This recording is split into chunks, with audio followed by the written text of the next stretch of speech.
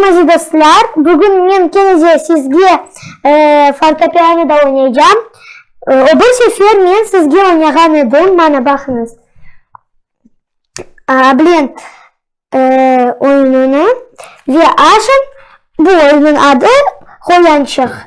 Biz bunu bunda koyamız ve aşın men sizge oynayacağım Tavşançık.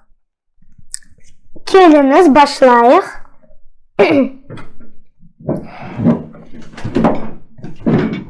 Bir, iki, üç. Tavşancık dağda yürü, açtı onu gördü. Uydurmaya yavaş gitti, ardından bilip yürüdü. Ey tavşancık, tavşancık,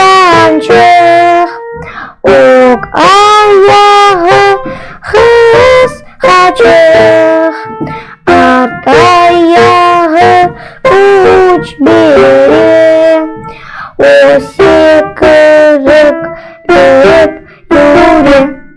Ey tavşancık, tavşancık, ok ayağı hız hacık, art ayağı uç biri, o sıkırık löp yürü. Ben aziz dostlar, men oynayacağım sizge Tavşancık.